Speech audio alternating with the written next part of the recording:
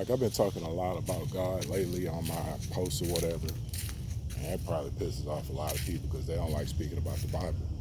Um, it took me 39 years to read it,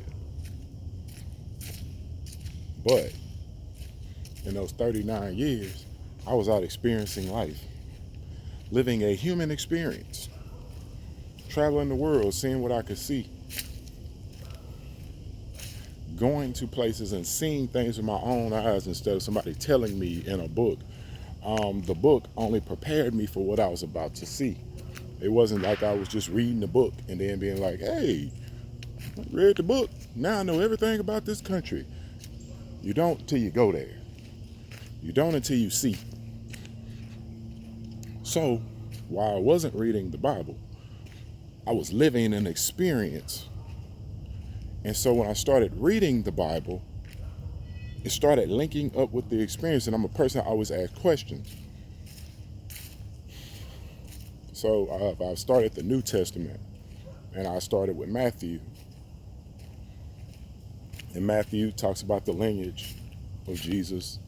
Um,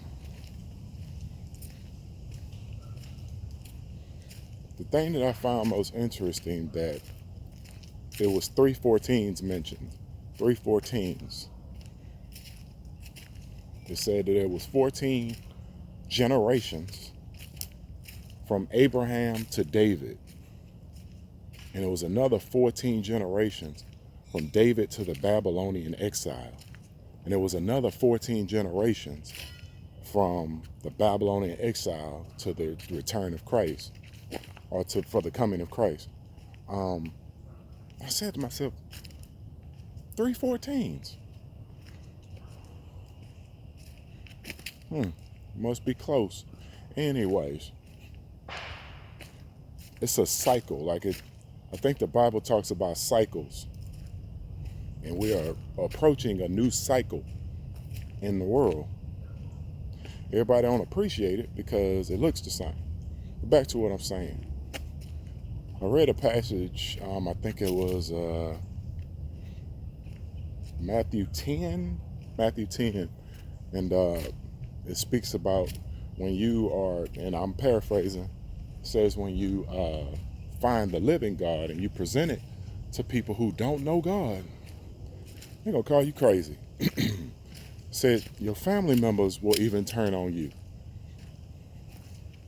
And then it says something that I thought was really profound. It says, proclaiming so much love and only getting hate. So I had to deal with a family member. And people around, they have seen me show this man nothing but love. And this nigga hate my fucking guts. And guess why I hate my guts? Because he can't, I don't know why the fuck he don't, I guess because he hate me. I don't know. I don't know why this man hate me. He ain't told me yet. I done asked him 50 million times, why the fuck you hate me, nigga? And he ain't figured it out yet. So the hate is him. He hates that I present God in a different way. And he can't understand my God. My God ain't really the God of left and right. That, oh, well, anything goes. That ain't necessarily the God that I represent. And he don't necessarily wanna succumb to the God that I have. It doesn't necessarily fit his frame of mind. So he can't see God. All he can see is hate, because I am not what God represents to him. The old school God, you're the one that went to church every day and your mama had you in church every day of the week. I'm not that God. My God don't exist up in no church only. My God is everywhere. When I told people how I speak to my Father, it was like, I don't know about that. And I was like, okay.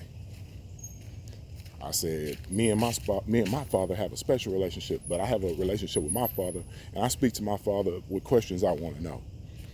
And I don't talk to my Father like a coward. Like, if I have a question to ask my Father on earth, I ask him.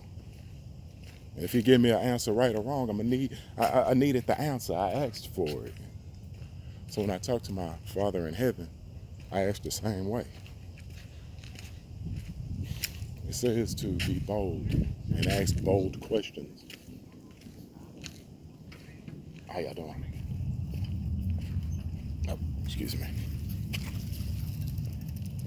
So when I talk to my father and I ask him bold questions, I get bold answers. I talk to my father like I talk to my father here on earth. I talk to my father in heaven the same way. And people say, well, why don't you do this and why don't you do that? I said, well, I was on an airplane when I found God. I was on an airplane. And that airplane started shaking so goddamn hard, I was just like, oh my God, we're about to die. And I started praying, but I wasn't on my knees because taking off my seatbelt at that time would have been a bad fucking idea. So I prayed and I prayed. I was like, for a man that don't believe in God, boy, you sure talking to him right now.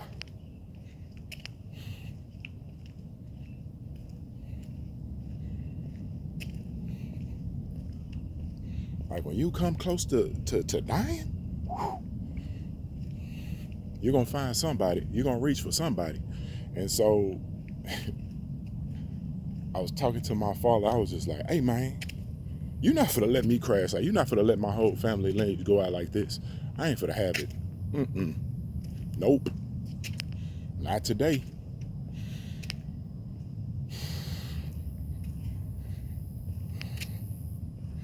Man, if I tell you that plane stopped shaking, to y'all, it might not be God. Maybe y'all live on a world of coincidences and left-right behavior. But I don't.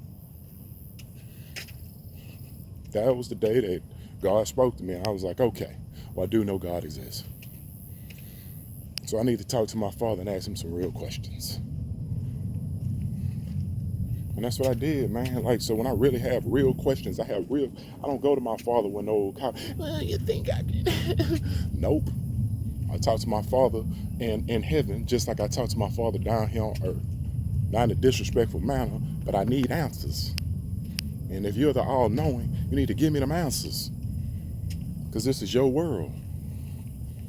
And I'm a squirrel just trying to figure it out. So I think the connection with our Father in heaven is going to be different in the future. And we need to be prepared for that.